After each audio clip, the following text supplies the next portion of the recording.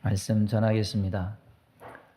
아이가 자라서 청년이 되면은 이제 사회 중추로서 자리매김하는 하는 시간이 다가오게 되는데 어느 순간에 그런 생각이 들었어요. 야, 청년들이 이 사회의 기둥으로서 일하려면은 자기 기반이 있어야 되겠구나.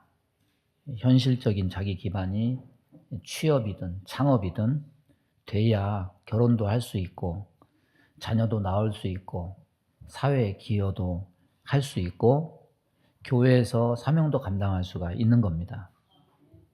이전에는 복음의 본질적인 것, 영적인 것에 초점을 맞추고 믿음이 어떻게 계승되었나 이런 것에 집중해서 말씀을 많이 살펴봤던 것 같습니다.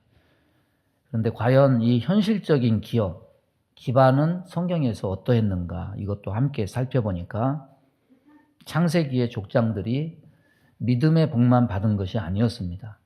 하나님은 분명히 그들에게 믿음과 함께 현실적인 기업도 함께 주셨음을 보게 됐습니다. 그래서 이 창세기 족장들은 영과 육의 조화로운 복을 받은 사람들입니다. 아브라함은 영적으로는 믿음의 조상이 되었고, 그리고 육적으로는 가나안 기업을 보장받아서 미래 이스라엘 나라의 초석이 됐습니다. 이삭과 야곱도 하나님의 은혜로 영적인 믿음만 이어받은 것이 아닙니다. 아브라함의 기업도 함께 물려받았습니다. 궁극적으로 가나안 정복은 아브라함 사후 500년 뒤에나 이루어질 먼 미래의 기업이었지만은 하나님은 그들의 현실도 간과하지 않으시고 함께 하셔서 그들이 누릴 만한 기업을 일굴 수 있도록 복을 주셨습니다. 그래서 아브라함, 이삭, 야곱 이 세 사람이 가나안에서 살아갈 때 그 환경이 그렇게 좋은 환경이 아닙니다. 아브라함은 오자마자 기근을 당했고 이삭도 마찬가지고 야곱 시대에도 기근이 자주 발생하는 상황이었지만은 하나님이 그들에게 복을 주어서 실제로 현실적으로 거부가 되어서 그것을 누렸다고 성경은 말씀하고 있습니다. 제가 기업을 말하는 것은 여러분에게 기복주의나 성공주의를 합리화시키고 그래도 된다고 가르치려고 하는 것이 아닙니다. 하나님 우선주의, 믿음 우선주의, 이 원칙은 어떤 경우에도 흔들려서는 안 되고 뒤바뀌어서도 안 돼요. 하지만 오늘 시각을 넓혀서 우선만이 아니라 차선도 있다. 이 차선도 함께 보려고 하는 겁니다. 왜냐하면 일부러 거기다 끼워 넣는 게 아니고 성경에는 우선과 함께 차선도 제시되고 있기 때문입니다. 그래서 아브라함에게 약속하신 복 주심에는 믿음과 함께 현실적인 기업도 분명히 말씀하고 있습니다. 그래서 이런 것들 생각하다 보니까 제가 요즘에 다음 세대를 위해서 기도하는 한 가지 문장이 생겼어요. 그게 뭐냐면 하나님, 이 다음 세대들이 아브라함의 믿음을 잊고 아브라함의 기업을 얻게 해주세요. 따라서 보겠습니다. 아브라함의 믿음을 잊고 아브라함의 기업을 얻게 하소서. 여러분도 다음 세대 위해서 그렇게 기도하면 좋겠어요.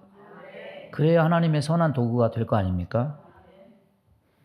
오늘 말씀의 배경은 이렇습니다. 아브라함과 롯의 소유가 많아져서 결국 그 목자들이 풀과 물을 자기 양떼에게 먼저 더 많이 먹이겠다고 다투게 됩니다.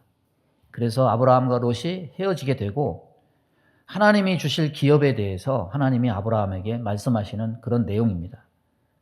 여러분, 하나님이 사람을 창조하시기 전에 먼저 뭐 하셨냐면 사람이 디디고 살아갈 땅의 기반을 먼저 창조하신 다음에 그것을 완성된 것을 아담과 하와에게 주셨습니다.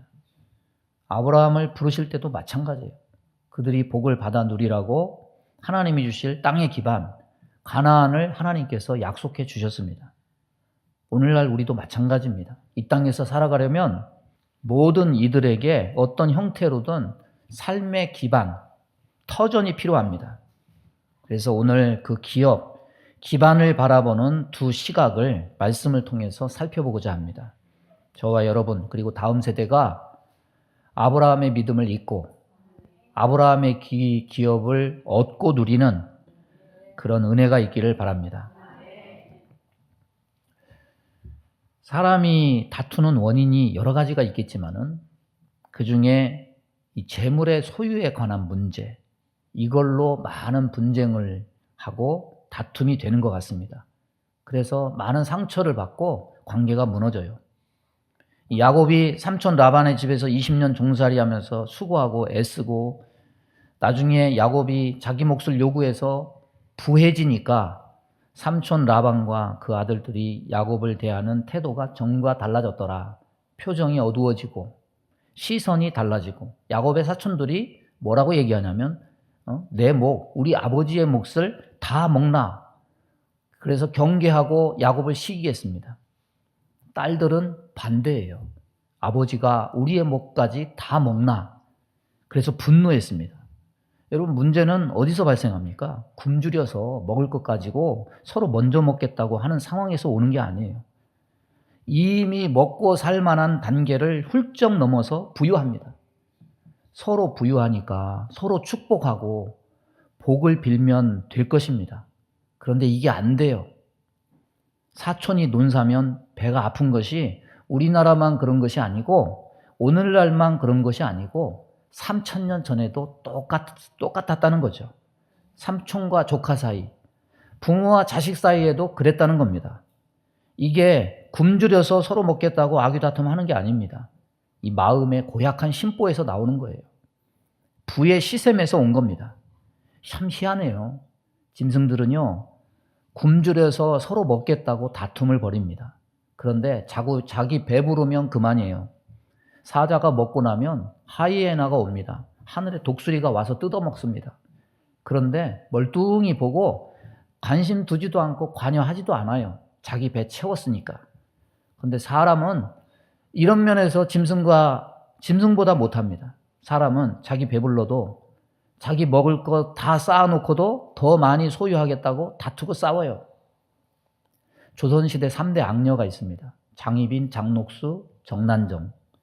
이 정난정이라는 여인이 있는데 남편 윤원영이라는 사람이 대비마마의 동생이니까 그 권력을 이용해서 전국에 비단, 식량, 물자를 매석해가지고 가격을 폭등시킵니다. 시중에 물건을 감춰가지고 희소성을 높여가지고 폭리를 취해요. 또 필요에 따라서는 창고에 쌓아둔 물건을 태워버려요. 썩게 만들어요. 그래서 값을 올리는 그런 아주 파렴치한 행동을 서슴지 않아서 엄청난 부를 축적했습니다. 이것이 사회적인 무리가 되고 이 여인을 가리켜서 뭐라고 얘기하냐면 돈에 걸신 들린 악녀다. 뭐 이런 비난을 받게 됐습니다. 여러분, 사람 마음에요. 탐욕이 들어가면 짐승보다 못해요. 그래서 부의 시샘은 혈육의 관계도 비정하게 만들고 분열되게 합니다. 성경의 10계명에 뭐라고 말합니까? 내 이웃의 것을 탐내지 말라. 이게 3,000년, 4,000년 전에 그냥 모세가 한 율법이다. 그렇게만 여기면 안 돼요. 오늘날에도 이 계명은 우리에게 경고합니다. 하지 말라는 거 하면 관계가 파탄난다. 그러니까 조심해라. 경고해요. 여러분, 아브라함은 12장을 보면은 아브라함은 가난한 사람이 아닙니다. 원래 하란에서 떠날 때부터 이미 상당한 부유를 소유하고 있었습니다. 거기다가 애굽에서 그의 아내 사라 사건으로 인해서 가상과 짐승들이 엄청나게 불어났어요. 이때까지 아브라함과 롯은 함께 거했는데 아무런 문제가 없이 원만하게 잘 지내왔습니다. 그래서 롯은 아브라함에게 주어진 하나님의 보호, 이 여호와의 복에 관한 약속도 함께 누리게 될 것으로 예상할 수가 있었습니다. 그런데 애굽에서 가나안으로 다시 돌아온 이후에 아브라함도 그렇고 롯도 그렇고 재산이 늘어나니까 아브라함의 목자하고 롯의 목자들 사이에 불화가 일어나게 됐습니다. 왜 그랬을까요? 엄청난 가축대들이 베델과 아이 사이에 있는 한 골짜기에 머무르게 됐을 때 그곳의 환경적 상황이 여의치가 않습니다. 물이나 목초 등 공급받기에 제한적이에요. 양떼는 많죠. 우물은 한정돼 있죠. 많은 가축을 물을 마시려면 줄 서서 기다리다가 어느 가축은 탈진될 수가 있어요. 목초도 모든 양떼가 다 뜯어먹기에 양이 충분치가 않았습니다. 거기다가 아브라함과 롯만 있는 것이 아닙니다. 성경에는 뭐라고 얘기하냐면 그 땅에 원래 발붙이고 살던 가나안 사람과 브리스 사람도 그 땅에 거주하고 있다. 그러니 여러 목자들이 서로 선점하고 서로 먼저 목초를 주고 서로 물을 먼저 먹이려고 다툴 수밖에 없었던 겁니다. 여러분, 애굽에서는 아브라함이 자기 아내를 누이라고 해서 비겁한 모습을 보였습니다. 그런데 이 상황에서는 아주 마음이 무지 넓은 할아버지와 같은 모습을 보입니다. 네가 좌하면 나는 우하고 네가 우하면 나는 좌하리라. 아브라함이 착해가지고 양보심이 많아서 이렇게 말했을까? 팥죽 한 그릇에 장자 명분을 가볍게 여기고 야곱에게 판 에서처럼 아브라함이 하나님이 주신다고 하는 이 기업을 가볍게 여겨서 이처럼 양보하고 있는 것이냐? 그렇지 않습니다. 이거는 한 가지 행동을 보고서 알 수가 있습니다. 여러분 3절 4절 보면은 그에게 네게부에서부터 길을 떠나 베델에 이르며 베델과 아이 사이 곧 전에 장막 졌던 곳에 이르니 그가 처음으로 제단을 쌓은 곳이라. 그가 거기서 여호와의 이름을 불렀다. 애굽에서 돌아온 다음에 베델과 아이 사이에 전처럼 예배를 드렸습니다. 예배를 드린 것과 이런 마음 씀씀이를 가진 것이 무슨 연관이 있을까? 있습니다. 여러분, 아브라함이 제일 처음 제단을 쌓은 곳은 세겜 땅 모래 상수리 나무 근처입니다. 그리고 두 번째 제단을 쌓은 곳이 바로 베델과 아이 사이입니다. 아브라함은 그러고 보면은 가나안 땅에 들어와서 세 번째 제단을 쌓고 있는 셈입니다. 그런데 그가 가나안 땅에 맨 처음 도착한 이 세겜 땅 모래 상수리 나무 근처에서 하나님이 그에게 나타나서 하신 말씀이 있습니다. 뭐라고 말씀을 했느냐? 내가 이 땅을 내 자손에게 주리라. 따라서 보겠습니다. 내가 이 땅을 내 자손에게 주리라. 너에게 주리라가 아니에요. 내 자손에게 주리라예요. 아브라함이 내가 좌하면 나는 우하고 내가 우하면 나는 좌하리라. 이런 말을 한 것은 그가 도덕적인 후덕한 사람이었고 마음씨 좋은 사람이어서 그랬다고 말할 수도 있겠죠. 그러나 그가 이런 말을 한 것은 애굽에서 실패한 다음에 가나안에 돌아와서 제단을 쌓고 여호와의 이름을 불렀을 때 아브라함은 무엇을 생각했느냐? 가나안에 처음 도착해서 하나님이 그에게 약속하신 그 기업에 대한 말씀, 내가 이 땅을 내 자손에게 주리라. 이 말씀을 생각했다는 거예요. 아브라함은 롯이 자기 혈육이어서이기도 했지만은 근본적으로 애굽에서처럼 육신의 눈과 생각으로 판단치 않았습니다. 그는 거기서 제단을 쌓고 예배를 드리면서 하나님이 말씀하신 기업에 대한 말씀을 기억해냈습니다. 그리고 그런 상황을 믿음의 눈을 가지고 판단했습니다. 이 땅은 내 것도 아니고 이 땅은 롯 네 것도 아니다. 이 땅의 주인은 하나님이시다. 이 땅은 지금 내 것도 아니고 먼 훗날 나의 후손에게 약속하신 것이다. 설령 네가 이 땅을 차지한다고 해도 그것이 롯 내 것이 아니고 내가 지금 그거 권리를 주장해서 지금 차지한다고 해도 지금 현재로서 내 것도 아니다. 아브라함의 기업과는 뭡니까? 기업은 내 힘과 능력으로 차지하는 것이 아니다. 기업은 하나님이 주시는 것이다. 따라서 보겠습니다. 기업은 하나님이 주시는 것이다. 아브라함은 때로 육신의 생각으로 실족하고 실수도 했지만은 그래서 애굽에서는 육신의 생각으로 실패하기도 했지만 이 본문의 현재에서는 하나님 말씀을 근거로 믿음의 눈을 가지고 판단하고 행동하고 있어요. 우리 청년들이 정말 갈수록 좁아지는 이 경쟁사회에서 거기에 내몰리죠. 이 세상이 내몰린 사람들에게 얘기하는 게 뭡니까? 힘이 있어야 된다. 지식이 있어야 된다. 능력이 있어야 된다. 세상은 힘을 겨루는 각축장이 됩니다. 이 소유와 지위와 자리에 관한 분쟁이 붙을 때, 경쟁이 붙을 때 육신의 눈에 불을 켜고 남보다 하나라도 더 얻겠다고 악유다툼을 벌입니다. 요즘에는 뭐 쓰레기 봉투 가지고도 쓰레기 봉투를 선점하겠다고 그 쓰레기 봉투 선점해서 사놓으면은 몇 주나 더 버팁니까? 그것도 막 어떤 사람이 사재기 해가지고 정부에서 그러지 말라고 설득하고 이런 장면도 보이는 것 같아요. 이 세상은 그렇게 굴러가요. 예수 믿는 사람들도 거기에 편승이 돼서 그런 경쟁 속에 내몰릴 때 이렇게 사는 게 맞나? 우리는 거기서 때로 용기를 잃기도 하고 허탄한 심정을 갖기도 하고 두려움도 생겨요. 그럴 때 우리는 뭘 생각해야 되느냐? 이 아브라함의 기업관을 생각해야 돼요. 조용히 마음을 내려놓고 아브라함처럼 겸손하게 제단을 쌓아야 돼요. 그리고 하나님이 믿는 자에게 약속하신 복이 뭔지를 우리는 떠올려야 됩니다. 하나님 앞에 겸손히 꿇어 엎드리는 자에게 하나님은 그가 얻을 복, 기업을 보장하십니다. 따라서 보겠습니다. 하나님은 나의 기업을 보장해 주신다. 믿으시기 바랍니다.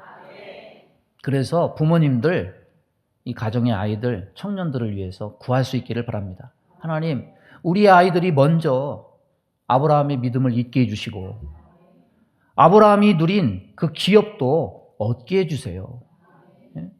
영적인 것과 육적인 것이 조화를 이룰 수 있도록 하나님 도와주세요. 그래서 하나님 주신 사명도 감당할 수 있도록 하나님 그렇게 해서 선한 도구로 사용해 주세요. 내가 좌하면 나는 우하고 내가 우하면 나는 좌하리라. 아브라함의 이런 마음 씀씀이에 대해서 하나님이 도덕적인 칭찬으로 남을 나보다 낮게 여기고 남에게 양보하는 네가 참 자랑스럽구나, 잘했다, 이런 칭찬이 나오느냐? 그런 칭찬을 한 게 아니라 하나님은 다시 뭘 얘기하시느냐면 땅에 대한 긴 이야기, 기업에 대한 이야기를 하나님이 아브라함에게 다시 말씀하십니다. 그래서 14절에서 17절까지가 이 땅과 자손에 대한 얘기예요. 그런데 한마디로 말하면 기업에 대한 말씀은 어떻게 요약이 될 수 있냐면 동서남북을 바라봐라. 동서남북을 다녀봐라. 내가 이 땅을 너에게 주리라. 따라서 보겠습니다. 동서남북을 바라보라. 동서남북을 다녀보라. 이 땅을 내게 주리라.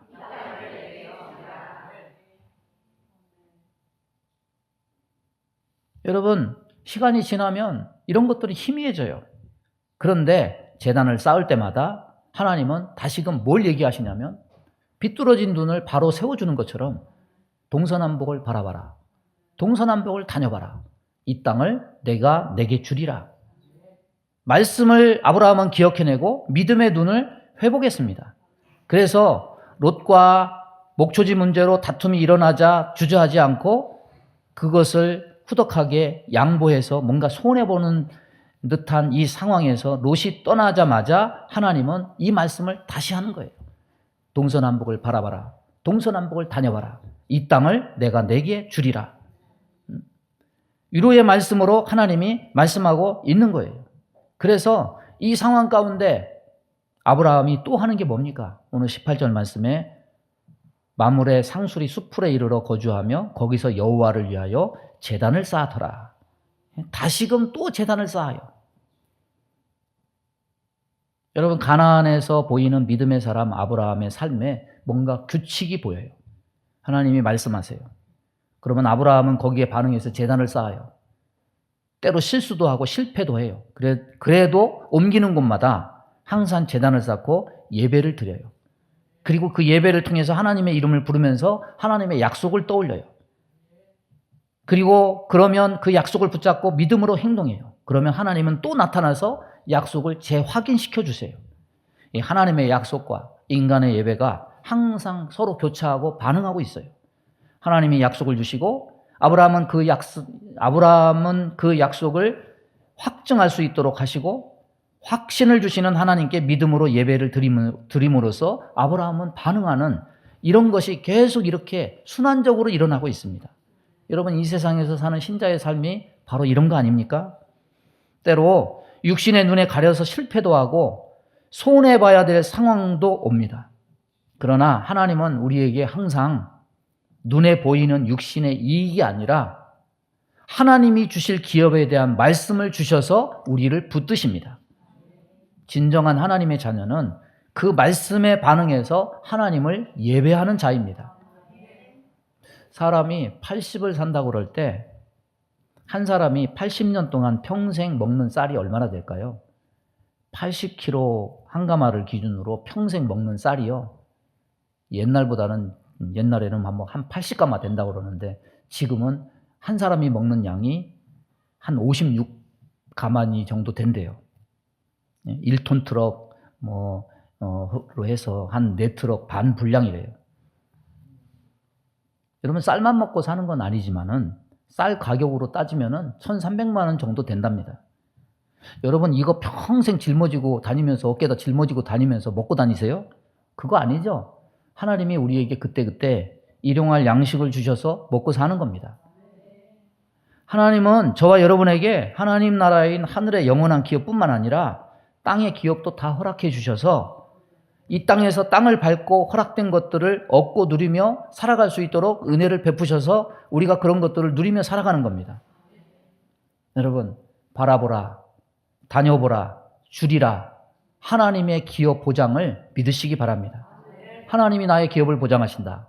따라서 보겠습니다. 하나님이 나의 기업을 보장하신다. 이 믿음의 눈을 가지고 주 안에 있는 소망으로 살아가는 저와 여러분이 되고 다음 세대가 될 수 있기를 바랍니다. 아브라함이 선택한 기준은 후덕한 아량 인심이 아니라 하나님이 주실 하나님의 기업에 대한 약속을 붙드는 소망이었어요. 그런데 롯의 기준은 뭡니까? 오늘 10절 말씀 보니까 이에 롯이 눈을 들어 요단 지역을 바라본즉 소알까지 온 땅에 물이 넉넉하니 여호와께서 소돔과 고모라를 멸하시기 전이었으므로 여호와의 동산 같고 애굽 땅과 같았더라. 언약이나 약속이나 영적인 통찰력으로 바라본 게 아닙니다. 롯의 눈은 육신의 눈입니다. 그의 기준은 뭐냐? 내 양에게 먹일 풍부한 목초지와 물이 전부예요. 그러나 성경은 롯이 보지 못한 것을 함께 언급해 줍니다. 뭐라고 얘기합니까? 여호와께서 소돔과 고모라를 멸하시기 전이었으므로 여호와의 동산 같고 애굽 땅과 같았더라. 따라서 보겠습니다. 여호와의 동산 같고 애굽 땅과 같았더라. 육신의 눈으로 보니까 야 저기 가면 내 재산이 더 불려지겠구나. 아 저기 가면 이익이 더 많아지겠구나. 대박을 터뜨릴 것 같은 기업으로 보였습니다. 그래서 그곳이 여호와의 동산, 곧 에덴 동산 같이 보였고 애굽 땅과 같이 보였습니다. 에덴 동산은 모든 것이 다 강이 4개나 돼서 모든 것이 다 풍족한 곳이에요. 애굽 땅 역시 비가 안 와도 나일강의 수원으로만 1년 3모작 농사가 가능한 지역입니다. 롯이 보기에 그곳이 에덴 동산 같고 애굽 땅과 같이 보였어요. 이 표현은 마치 범죄하기 전 하와의 생각을 보는 듯합니다. 하와도 바라보고 그렇게 생각했어요. 먹음직하고 보암직하고 지혜롭게 할 만큼 탐스럽기도 한 나무인지라 바라본 즉 같았더라. 여러분 이걸 조심해야 돼요. 육신의 안목으로 보면 세상 것이 참 천국같이 보여요. 에덴 동산같이 보입니다. 애국같이 보입니다. 먹음직해 보이고 지혜롭게 보이고 탐스럽게 보이고 그런데 성경은 이런 육안 중심의 기업관에 대해서 분명한 경고를 하고 있습니다. 이 세상이나 세상에 있는 것들을 사랑하지 말라. 누군지 세상을 사랑하면 아버지의 사랑이 그 안에 있지 아니하니 이는 세상에 있는 모든 것이 육신의 정욕과 안목의 정욕과 이생의 자랑이니 다 아버지께로부터 온 것이 아니요 세상으로부터 온 것이라. 이 세상도 그 정욕도 지나가되 오직 하나님의 뜻을 행하는 자는 영원히 거하느니라. 어머님 모시고 오늘 아침에 차를 타고 여기 어디입니까? 홍대 거기 가장 홍대에서 쓰레기 많이 나오고 상상마당인가 그 삼거리 거기 오면서 이런 얘기 저런 얘기 하는데 평소에는 거기가 아주 그냥 주일날 아침이면 아주 난장판이에요. 막 술 먹은 사람들 널브러져 있고 오늘은 깨끗이 치워져 있더라고. 그래서 비가 오니까 다 기어 들어갔나? 이제 그런 얘기 하다가 어머님이 잠시 그런 얘기예요. 이 동생이 대전에 사는데 대전에 사는 어떤 청년이 토요일만 되면은 여기로 온다는 거야. 홍대로. 예? 홍대로 와서 여기가 좋으니까 그냥. 그런데 아들 하나에 딸 둘인데 그 아들이 어느 날 그냥 죽었다는 거예요. 예? 죽었다는 거예요. 어떻게 보면 바라보는 것이 그 사람의 인생을 결정하는 거예요. 다 그런 건 아니겠지만 뭘 바라보고 뭐에 반응하느냐에 따라서 인생이 갈리는 거예요. 오늘 11절에 뭐라고 얘기합니까? 그러므로 롯이 요단 온 지역을 택하고 동으로 옮기니 그들이 서로 떠난지라. 요단 온 지역을 택하고 동으로 옮겼습니다. 겉으로 보기에 롯은 자신이 바라보고 욕심내고 물이 넉넉한 기업을 얻어서 야 이제는 됐다. 내 인생 활짝 폈다. 이렇게 생각할 수 있습니다. 그러나 여기에는 뭐가 없습니까? 하나님의 약속도 없습니다. 하나님을 향한 반응도 없습니다. 더더군다나 하나님의 나타나심도 없습니다. 오직 뭐만 있느냐? 자기 이익과 판단만 있어요. 그것은 육신의 눈으로 참으로 멋있고 좋아 보이고 내게 소망 주는 곳인 것처럼 그렇게 보입니다. 그러나 그의 선택한 결과가 뭡니까? 여러분, 내 눈에 좋게 보이면요. 누구 눈에도 좋게 보입니까? 다른 사람 눈에도 좋게 보이는 거예요. 보기 좋으면 나만 보기 좋은 게 아니에요. 다른 이들이 보기에도 좋은 것이 돼요. 그래서 역사적으로 보기 좋은 것들은 항상 전쟁이 일어나요. 지금 우크라이나 전쟁이 일어나죠? 여러분 역사를 보세요. 거기는 항상 전쟁이 일어나. 왜냐하면 검은 흙, 그냥 우크라이나는 유럽의 빵공장이라고 얘기하죠. 거기서 나오는 밀이 풍부하기 때문에 사람들마다 그 땅을 차지하려고 거기서 전쟁을 벌이는 거예요. 옛날부터 그랬습니다. 나만 좋은 게 아니에요. 그래서 보기 좋은 것들은 항상 모든 나라들의 먹잇감이 돼서 전쟁에 시달리는 것을 볼 수 있습니다. 소돔도 그래요. 롯은 그 땅의 풍부한 것을 탐하는 이 북방왕 그돌라오멜 연합군의 침략을 받아서 결국 그들에게 포로로 잡히는 신세로 전락해요. 끝내는 하나님의 심판을 받아서 그 많던 재산과 아내까지 다 잃어버리고 빈 털터리가 돼요. 여러분 롯은 누굽니까? 갈대아 우르에서 아브라함이 하나님의 약속을 받아서 가나안까지 왔을 때 함께 이삿짐도 싸고 함께 떠나온 자예요. 직접 약속을 받은 것은 아니지만 아브라함에게 속한 약속의 일원이 돼서 함께 왔어요. 아브라함이 애굽에 가서 실패한 것도 목격했습니다. 그러나 약속을 받은 자 곁에 있었지만은 롯은 아브라함 가족의 일원이 되지 못했어요. 롯은 영적으로 보면 교회 안에 몸은 있는데 하나님의 약속은 붙들지 못하고 하나님 주신 기업도 바라보지 못하고 소유하지 못하는 육신에 속한 자로 살아가는 사람을 대변해 줍니다. 언약을 받은 아브라함을 따라서 이사도 함께 다니고 고생도 함께 해요. 그런데 언약을 따라서 함께 행하지 않고 실패하는 모습을 보고 믿음 떠나서 살면 안 되는구나. 깨달을 수는 있는데 결국에는 함께 보고 겪고도 깨닫지 못하고 결국 육신의 정욕, 안목의 정욕, 이생의 자랑에서 떠나지 못하는 사람을 대변해 줍니다. 여러분, 복은 뭡니까? 내가 바라보고 내가 보기에 에덴 동산 같고 애굽 땅 같다고 판단되는 좋은 기회를 한 번에 잡게 되는 것이 아닙니다. 진정한 복은 무엇이냐? 그에게 기업에 대한 하나님의 말씀이 있고 약속이 있는 겁니다. 그리고 그가 그 말씀을 붙들고 살면서 하나님이 다시 말씀을 주어서 확증시킬 때 이 땅에 사는 동안 지속적으로 하나님의 이름을 부르면서 예배로서 반응하는 겁니다. 그것이 이 땅에서 하나님 주신 기업을 소망하며 사는 아브라함과 이삭과 야곱 족장들의 삶이었습니다. 말씀을 정리합니다. 인간은 육을 가졌어요. 육을 가졌기 때문에 삶을 지속하려면 터전이 필요합니다. 기반이 필요합니다. 그래서 땅의 기업은 중요한 겁니다. 그런데 내가 바라보는 것이 중요한 것이 아닙니다. 하나님의 약속에 의거해서 바라보는 것이 중요한 겁니다. 아브라함과 이삭과 야곱의 기업 바라보기는 자기 보기에 좋은 것이 아니에요. 하나님이 주신다고 하신 그 기업을 바라본 겁니다. 아브라함은 말씀을 바라보고 그것에 대해서 항상 예배로서 반응했습니다. 그런데 롯은 아니에요. 항상 육신의 눈으로 바라보고 자기 얻을 이익과 결과에만 반응했습니다. 삶은요, 바라봄에 따라서 달라져요.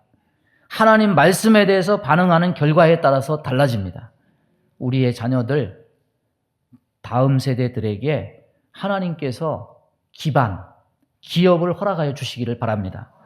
아브라함의 믿음을 잊고 아브라함의 기업을 얻는 그런 은혜 주시기를 주님의 이름으로 축원합니다.